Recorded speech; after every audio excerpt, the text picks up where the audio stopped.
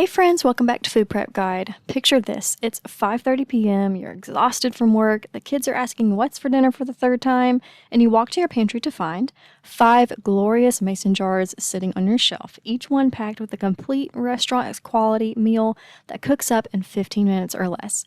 We're talking about tender, fall-apart Italian beef that tastes like it's been slow simmering all day, a Chipotle beef rice bowl that rivals any restaurant, fajita-style tacos, and more. By the end of this video, you will have 5 tried and true canning recipes that will transform your meal prep forever. Wait, did I just say meal prep? Oh yes, I did, because this isn't your typical Sunday spend all day chopping vegetables and meal prep. This is the kind where you spend one afternoon canning and then coast through weeks of dinners. I'm talking about shelf-stable meals that last up to a year, no freezer space required. And they actually taste better than fresh because all those flavors have had time to marry together in the jar. On top of that, in this video, I will show you exactly how I stretch just 1 quart jar of food to feed 4 to 5 people. Let's jump right in with the meal that started my whole jar obsession in our house. And that, my friends, is Italian beef. Now, I know what you're thinking. How can something that sits on a shelf for months taste like it came straight from a Chicago deli? Well, buckle up, because this jar holds the secret to the most tender, flavorful Italian beef. With this jar, in just 15 minutes, you can be biting into a sandwich so juicy that it drips down your arms, like the kind where you need a whole stack of napkins and have zero shame. Yes, that kind. And the meat falls apart at the touch of a fork, soaked in those rich, garlicky juices that have been developing flavor for weeks or even months while sitting on your shelf. Here's how to make it.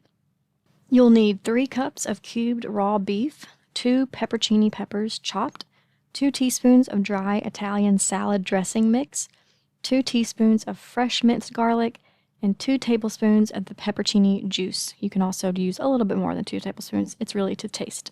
You'll place all the ingredients into the jar, top with water to 1-inch headspace.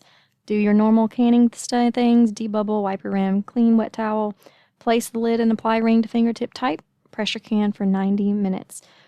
All of these recipes are actually going to be pressure canning for 90 minutes, but note that that is if you live below 1,000 feet elevation. You might need to add some canning time depending on where you live. There are plenty of charts online to reference for that. So once it's done, here's how you're going to turn it into Italian beef sandwiches. You will just dump the contents of your jar into a pot, bring it to a boil, and then set your oven to broil on the low setting.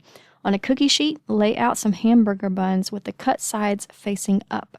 Spread an even layer of mayonnaise on the cut sides of the buns and place in the oven for 1 to 2 minutes until the buns are lightly toasted and golden brown. Using a slotted spoon, place a drained scoop of the meat mixture onto the buns and top with a slice of provolone cheese, and that is it. Dinner is ready in 15 minutes or less. Before we move on, in case you haven't heard, our Meals in Jars canning cookbook is now available. It comes with 30 recipes plus ideas for stretching them to feed 4 to 5 people. If you want to check it out, comment Meals in Jars below, and I'll send you the link directly so you don't have to go fishing for it in the description box. Okay, next up is our family's answer to those expensive burrito bowls. It is our Chipotle beef in a jar. When you open this jar, you are hit with a perfect balance of smoky Chipotle heat and rich beef flavor that makes your mouth water instantly. We are talking tender chunks of beef swimming in a sauce that's just got enough kick to wake up your taste buds without setting your tongue totally on fire. That's how we like it around here. In just minutes, you have a steaming bowl of rice topped with this incredible beef mixture, and you have a meal that rivals any burrito bowl that you've ever paid $12 or more for, and you know what I mean. Okay, here's how to make it. You'll need 1 cup of chopped onions, 2 cups of cubed raw beef or venison, 1 chipotle pepper and adobo sauce finely minced, a 1/4 cup of dried parsley, or if you have cilantro on hand, you can use that, 4 teaspoons of fresh minced garlic, a teaspoon of oregano, 1 teaspoon salt, and 2 tablespoons of beef broth powder. Place all those ingredients into the jar, top with water to 1-inch headspace, and you will can for 90 minutes. Adjust for your elevation. To turn that jar into a Chipotle rice bowl, dump the contents of your jar into a pot and bring it to a boil.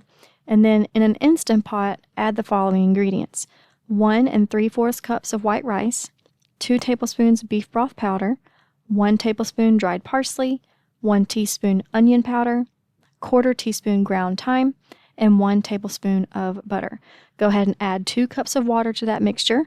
Turn the venting knob to airtight or the sealed position and pressure cook for 6 minutes. Allow for a natural release. If you don't have an Instapot, alternatively, you can prepare rice as you normally would using whatever method that you have, using the seasonings that we mentioned. And then you're just going to serve a scoop of the Chipotle venison right over a bed of that seasoned rice and enjoy. Now this next one is pure comfort food. It is our Hungarian pork in a jar. If you've never had authentic Hungarian flavors, you're about to understand why this dish has been warming hearts and bellies for generations.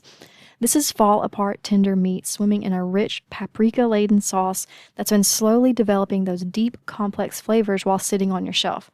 The moment you open this jar, your kitchen fills with the most incredible aroma, and everyone will be asking, what smells so amazing? Ideally, you'll have Hungarian paprika on hand to make this recipe in order to stay true to the dish, but I have made it with just plain or smoked paprika in a pinch. Yes, it tastes different, but it is still delicious. Here's how to make it. You'll need 2 cups of cubed raw pork, 1 cup of chopped bell peppers, half a cup of chopped onions, half a cup of peeled chopped carrots, 2 teaspoons of fresh minced garlic, 2 teaspoons of Hungarian paprika or regular or smoked, 1 teaspoon of chili powder, 2 tablespoons of red cooking wine, 2 tablespoons of tomato paste, a 1/4 teaspoon of pepper, and 1 tablespoon of beef broth powder. Place all those ingredients into your quart jar, top with water to 1-inch headspace, and can for 90 minutes. Of course, adjust for your elevation. To turn that meal into Hungarian pork and potatoes, because typically this dish does have potatoes in it. What we're going to do is basically serve it over a bed of mashed potatoes. So dump the contents of your jar into a pot and bring it to a boil. Peel and cut about 2 pounds of Yukon Gold potatoes into 2-inch chunks. Place the potatoes in a large pot, cover with water, add a pinch of salt if you want to, and bring it to a boil. Once boiling, lower it to a simmer and cook for 15 to 20 minutes or until the potatoes are fork tender, and then remove them from heat. Mash the potatoes and then mix in about 4 tablespoons of butter and half a cup of either milk or heavy cream, and then salt and pepper to taste. Serve a really good-sized portion of the Hungarian pork on the bed of mashed potatoes and enjoy. This next jar is where we get really smart about our grocery budget. It's our Fajitas Venison. Now, since we're lucky enough to hunt right here on our property, this recipe turns our wild harvested venison into something the whole family can actually get excited about. And let me tell you, if you can make venison taste this good, you can make any meat taste incredible with this method. But no worries, if you don't have access to venison, you can swap out beef or even chicken in equal amounts. Regardless of the meat that you choose, this jar is like having a Mexican restaurant in your pantry. Just pop it open, warm it up, and suddenly you have a filling for grilled burritos, loaded quesadillas, street tacos, whatever happens to sound good that night. Here's how to make it. You will need 1 cup of sliced bell peppers, half a cup of chopped onions, 2.5 cups of cubed raw venison, beef, chicken, whatever you like, and 2 tablespoons of taco seasoning. Place all those ingredients into your jar, top with water to 1-inch headspace, and can for 90 minutes. Adjust for your elevation. To make, you're just going to plop it in a pot and bring it up to a boil, and then you're pretty much ready to put it in whatever you like. We really enjoy grilled burritos. It's just a regular style burrito, but go ahead and put some butter in a cast iron skillet and kind of get it nice and crispy on both sides. It is delicious when topped with avocado, maybe a fresh slice of lime, some fresh pico. Oh, so good. I'm getting hungry.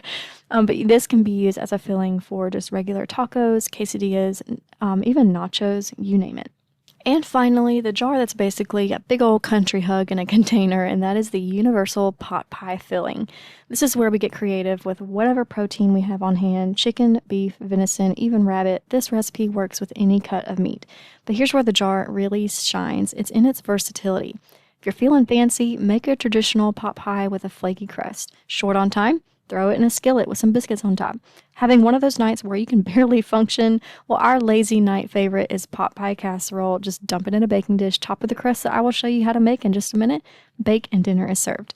This is comfort food that adapts to your energy level, and honestly, that's what I need sometimes. Here's how to make it. You'll need 1 cup of peeled cubed potatoes, 1 cup peeled chopped carrots, half a cup of chopped onions, a 1/3 cup of peas, 1.5 cups of cubed raw venison or chicken or beef, 1 teaspoon of garlic powder, half a teaspoon of salt, a 1/4 teaspoon of pepper, a 1/4 teaspoon of ground thyme, and 2 tablespoons of beef broth powder. Go ahead and place all those ingredients into your quart jar, top with water to 1 inch headspace, and process for 90 minutes. To turn that into what I mentioned was our Lazy Man's pot pie casserole, you are going to preheat your oven to 375 degrees Fahrenheit. Dump the contents of your jar into a pot and bring it to a boil. While that's coming up to a boil, you want to prepare a roux for thickening the mixture. So you just need a small pot with 4 tablespoons of butter, melt that, add a 1/4 cup of flour until you get like a nice thick paste, and then add that roux directly to the pot pie filling, stirring until it is completely combined. Let this mixture simmer on low for 5 minutes and then remove the heat. Notice that we didn't add any milk or broth to that roux because the liquid from our meal in a jar will be the liquid that kind of reconstitutes that roux. So in a large cast iron pan or a baking dish, pour the pot pie filling and then top with biscuits. Or instead of biscuits, you can make a topping like what we typically do. And for that, you need 2 1/4 cup of either Bisquick, whether it's store-bought or homemade, or you can also even use a pancake mix. Again, store-bought, homemade.